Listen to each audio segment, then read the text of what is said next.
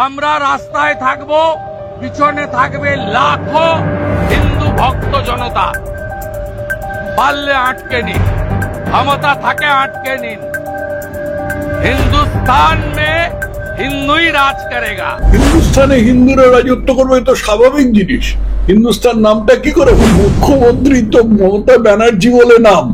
উনি তো কদিন আগে বললেন যে আমি ব্রাহ্মণ কন্যা। ব্রাহ্মণ কন্যা হওয়ার আগে হয়ে তারপরে ফুরফুরা শরীফে কেন গেলেন?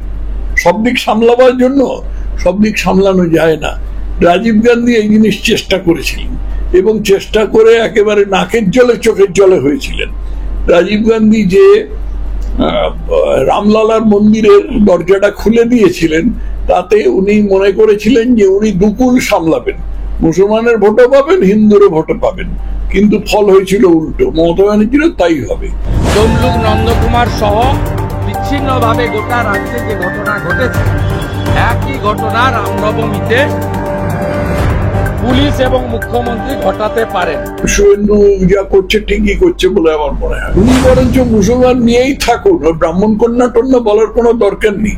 হিন্দুদের ভোটের কাছ থেকে চলে গেছে। বিজেপির রাজ্য সভাপতি শুভেন্দু অধিকারীকেই করা উচিত, আপনি কি এখনো সেই মন্তব্যেই অনড়? এক মাস আগে কি আমি গত 6 মাস ধরে একই মন্তব্য করে আসছি। রাজ্য সরকার ভয় পেয়ে গেছে, কারণ সুপ্রিম কোর্ট যদি এটাকে খারিজ করে দেয় তাহলে রাজ্য সরকারের মুখ চুন হবে আর মুসলমান ভোটটা যাবে। যে অন্যায়ভাবে মুসলমানদের সুবিধা পাইয়ে দেওয়ার চেষ্টা করছিল, সেই সুবিধাটা যদি খারিজ হয়ে যায় তাহলে তো রাজ্য সরকার মানে মমতা ব্যানার্জি খুবই বিপদে পড়বে। সেই জন্য এইসব করছে। তোহা সিদ্দিকীকে ফুরফুরা শরীফ আমি এসব খবর রাখি। হিন্দুস্তানে হিন্দুরাই রাজত্ব করবে, মঙ্গলবার আবারও হুঙ্কার শোনা গেল বিরোধী দলনেতা শুভেন্দু অধিকারীর মুখে। এখানে কি তিনি হিন্দুদের আরো একজোট করার বার্তাই দিলেন? হিন্দুস্তানে হিন্দুরা রাজত্ব করবে তো স্বাভাবিক জিনিস। হিন্দুস্তান নামটা কি করে হলো? হিন্দুর থেকে তো হয়েছে। হিন্দু এবং হিন্দুস্তান একই ধাতু থেকে উদ্ভূত। হিন্দুস্তানে হিন্দুরা রাজত্ব করবে এর মধ্যে আশ্চর্যের কি আছে? সম্প্রতি শুভেন্দু অধিকারী একটি আশঙ্কা করেছেন। তিনি বলছেন তিনি এগরা এবং শ্যামপুরে রামনবমীতে সশরীরে হাজির থাকবেন। এখানে কি কোথাও একটা আইন শৃঙ্খলার অবনতি হতে পারে? কারণ শুভেন্দু অধিকারী বলছেন যে রামনবমীর দিন মুখ্যমন্ত্রী এবং পুলিশ একটা হিন্দুস্তানে হিন্দুরাই রাজত্ব করবে, মঙ্গলবার আবারও হুঙ্কার শোনা গেল বিরোধী দলনেতা শুভেন্দু অধিকারীর মুখে। এখানে কি তিনি হিন্দুদের আরো একজোট করার বার্তাই দিলেন?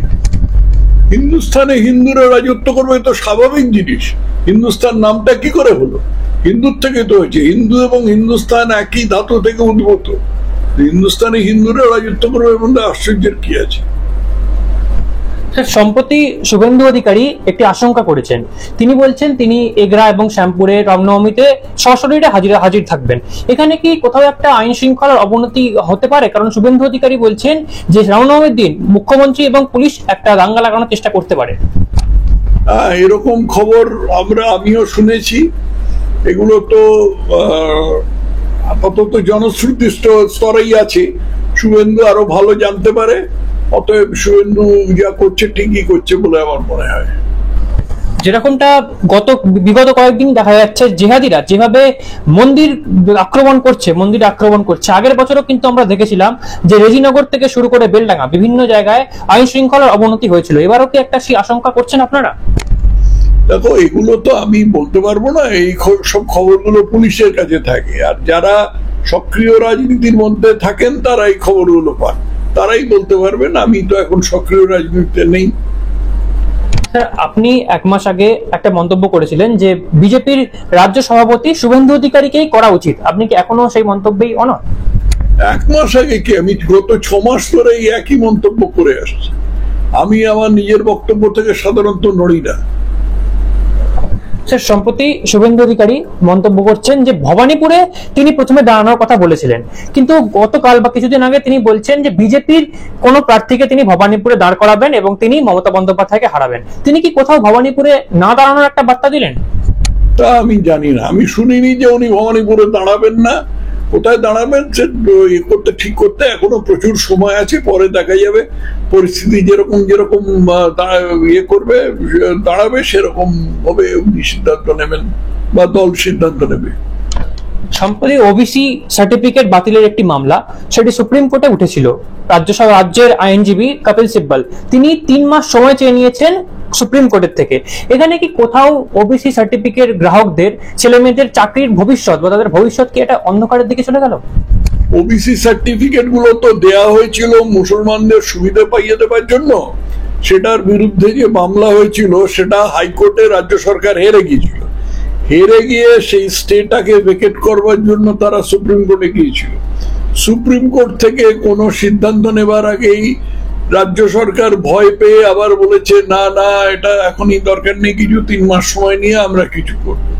তো স্পষ্টতই রাজ্য সরকার ভয় পেয়ে গেছে, কারণ সুপ্রিম কোর্ট যদি এটাকে খারিজ করে দেয় তাহলে রাজ্য সরকারের মুখ চুন হবে আর মুসলমান ভোটটা যাবে। যে অন্যায়ভাবে মুসলমানদের সুবিধা পাইয়ে দেওয়ার চেষ্টা করছিল সেই সুবিধাটা যদি খারিজ হয়ে যায় তাহলে তো রাজ্য সরকার মানে মমতা ব্যানার্জি খুবই বিপদে পড়বে। সেই জন্য এইসব করছেন আর কি। 3 মাসের পরে আবার সময় নেবেন, নির্বাচন শেষ করে তারপরে উনি যা করবার করবেন। মুসলমান ভোট ব্যাংকের কথা আপনি বলছেন, সম্প্রতি সিদ্দিকুল্লাহ তোহা সিদ্দিকী তিনি কিন্তু বলছেন যে মমতা বন্দ্যোপাধ্যায় যদি বলে থাকেন যে 100% উন্নয়ন ফুরফুরা শরীফে তিনি করে থাকেন তাহলে তিনি কার্যত তিনি বেইমানি করছেন। এসব সম্বন্ধে আমি কি জানি না, কে তোহা সিদ্দিকী, কে ফুরফুরা শরীফ, আমি এসব খবর রাখি না। ফুরফুরা শরীফে মমতা বন্দ্যোপাধ্যায় তিনি গিয়েছিলেন, বিরোধীরা যেরকম ভাবে তাকে কটাক্ষ করছে যে তিনি অনেকদিন 5 বছর পর গেলেন। মুখ্যমন্ত্রী বলছেন যে তিনি দুর্গাপুজো করেন, তিনি কাশী বিশ্বনাথও যান, তখন এরকম কথা বলেন না।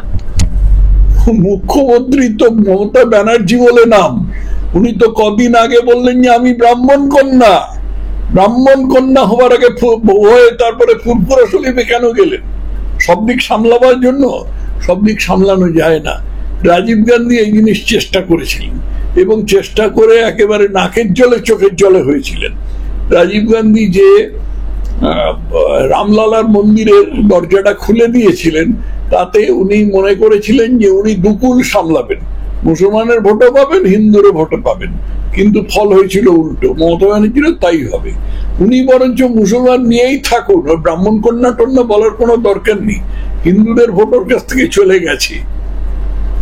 শুভেন্দু অধিকারীও ঠিক সেই কথাই তিনি বলছেন যে মমতা বন্দ্যোপাধ্যায় ফুরফুরা শরীফে তিনি গেছিলেন কারণ নির্বাচন যত এগিয়ে আসছে তার চিন্তা বাড়ছে যে মুসলমান ভোটটাও তিনি হারিয়ে বসবেন, এরকম একটা মন্তব্য শুভেন্দু অধিকারী করেছিলেন।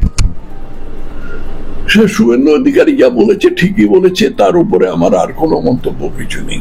হিন্দু জনতার জয় শ্রীরামের ধ্বনি আটকানোর ক্ষমতা আপনাদের এবছর হবে না, হবে না, হবে না। আমরা সমস্ত অনুষ্ঠানের মতো এবারেও প্রত্যেকে শুধু বাড়িতে বসে নয়, রাস্তায় থাকবো, রামনবমীর মিছিলে নেতৃত্ব দেব। গতবারে এগরার মিছিলে হামলা করেছেন পূর্ব মেদিনীপুরে, আমি এগরায় 8 তারিখে থাকব। 5টা দুর্গা মূর্তি ভেঙেছেন শ্যামপুরে, আমি 7 তারিখে রামনবমীর মিছিলে শ্যামপুরে থাকবো, হাওড়া জেলায়। আমরা রাস্তায় থাকবো, পিছনে থাকবে লাখো হিন্দু ভক্ত জনতা। পারলে আটকে নিন, ক্ষমতা থাকে আটকে দিন।